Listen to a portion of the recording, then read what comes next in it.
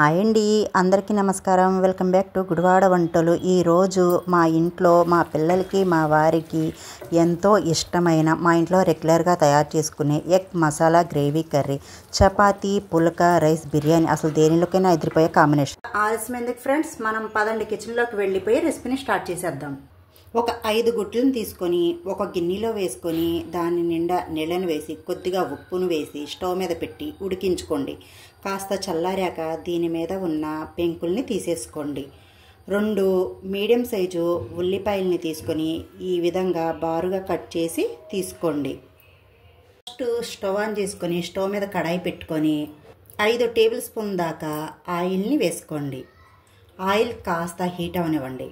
Oil heat అయ్యాక బారుగా పొడుగా cut చేసుకున్న ఈ ఉల్లిపాయ ముక్కల్ని వేసేసి హై ఫ్లేమ్లో మంటను పెట్టించుకొని మంచి గోల్డెన్ కలర్లో కాస్త క్రిస్పీగా వేగేంత వరకు వేయించుకోండి. ఈ ఉల్లిపాయల్ని ఇక్కడ మనం ఈ ఉల్లిపాయల్ని ఫ్రైడ్ ఆనియన్ చేస్తున్నాం ఫ్రెండ్స్, అందుకే ఆయిల్ అనేది నేను కాస్త ఎక్కువగా వేసుకున్నాను. మనం బిర్యానీకి అయితే ఏ విధంగా ఫ్రైడ్ ఆనియన్ ప్రిపేర్ చేసుకుంటామో అదే విధంగా ఫ్రై చేసుకోవాలి. ఈ ఉల్లిపాయల్ని ఇలా మంచిగా గోల్డెన్ కలర్లో వేగిపోయాయి కదండి. ఇప్పుడు మనం ఆయిల్లో నుంచి తీసేసుకొని వేరే గిన్నెలో తీసుకుందాం. మనకు ఎంత ఆయిల్ కావాలో అంత ఆయిల్ని పెట్టుకొని మిగతా ఆయిల్ని వేరే గిన్నెలోకి తీసేసుకోండి. నేను కూరకు కావాల్సినంత ఆయిల్ని పెట్టుకున్నాను. కొద్దిగా పసుపు, చిటికెడు ఉప్పు, 1/4 టీ స్పూన్ దాకా కారం. ఇప్పుడు మనం ముందుగా ఉడికించి పెట్టుకున్న ఈ గుడ్లని ఒక్కొక్కటిగా వేసేసుకుందాం. ఘాట్లు పెట్టుకోండి ఫ్రెండ్స్, ఆ వీడియో క్లిప్ అనేది మిస్ అయ్యింది. ఈ గుడ్లని పైన లేయర్ అనేది కాస్త క్రిస్పీగా వేగేంత వరకు వేయించుకోండి. గుడ్లు అనేవి పైనుంచి క్రిస్పీగా వేగిపోయాయి కదండి. ఇప్పుడు మనం వేరొక ప్లేట్లో తీసేసుకుందాం. ఇటు సైడు మన ఫ్రైడ్ ఆనియన్ పూర్తిగా చల్లారిపోయాయి. మనం గుడ్లు కూడా ఫ్రై చేసేసుకున్నాం కదా ఫ్రెండ్స్. ఇప్పుడు మనం కూరకు కావాల్సిన ఒక చిన్న మసాలా ప్రిపేర్ చేసుకుందాం. ఒక మిక్సీ జార్ తీసేసుకొని ఇప్పుడు మనం ఫ్రై చేసి పెట్టుకున్న ఈ ఉల్లిపాయల్ని మిక్సీ జార్లోకి తీసేసుకోండి. వీటితో పాటుగా 2 టేబుల్ స్పూన్ దాకా జీడిపప్పు పలుకులు, పెద్ద సైజు టమాటాని తీసుకొని ఈ విధంగా కట్ చేసి వేసుకోండి. చిన్నవి అయితే 2 తీసుకోండి.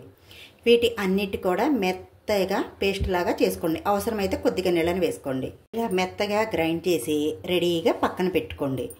ఇప్పుడు ఒక బౌల్ తీసుకొని 2 టేబుల్ స్పూన్ దాకా పెరుగును తీసుకోండి. ఈ పెరుగులో రుచికి సరిపడినంత ఉప్పు మీ టేస్ట్ని బట్టి మీరు వేసుకోండి.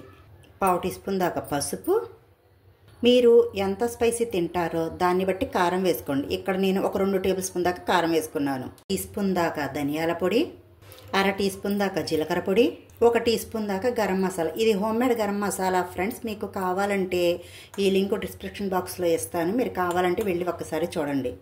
ఇవి అన్నీ వేసాక బాగా మిక్స్ చేసేసుకోండి. ఈ స్పైసెస్ అన్నీ ఈ పెరుగులో కలిసే విధంగా కలిపేసుకోండి.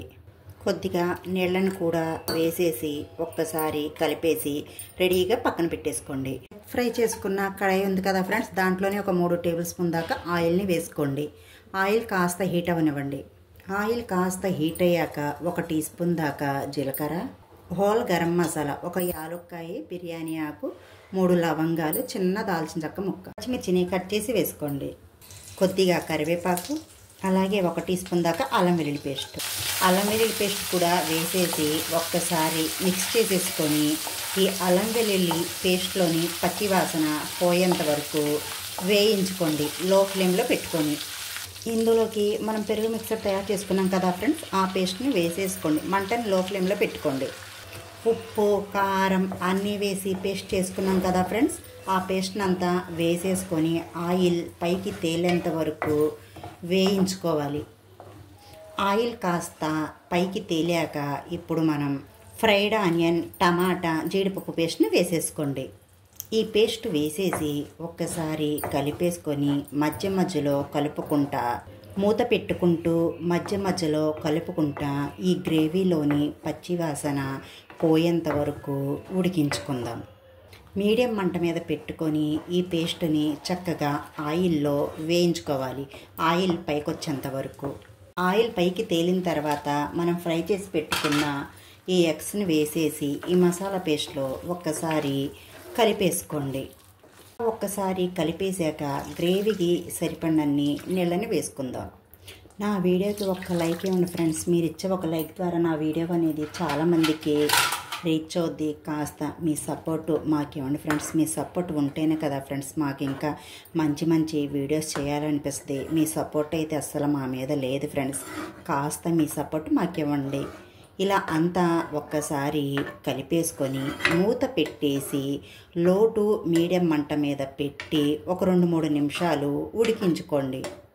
ఒక్కసారి ఉప్పు కారం టేస్ట్ చూసుకోండి. ఏమన్నా తగ్గినట్టయితే ఇదే టైంలో ఉప్పును కానీ కారాన్ని కానీ వేసుకోండి. ఆయిల్ పైకి తేలాక కొద్దిగా కొత్తిమీర, క్రష్ చేసుకున్న కసూరి మేతి, మీ దగ్గర ఫ్రెష్ క్రీమ్ కనుక ఉంటే ఫ్రెష్ క్రీమ్ వేసుకోండి. లేకపోతే నాలాగా పాల మీద మేగడ్ని వేసేసి ఒక్కసారి కలిపేసుకోండి.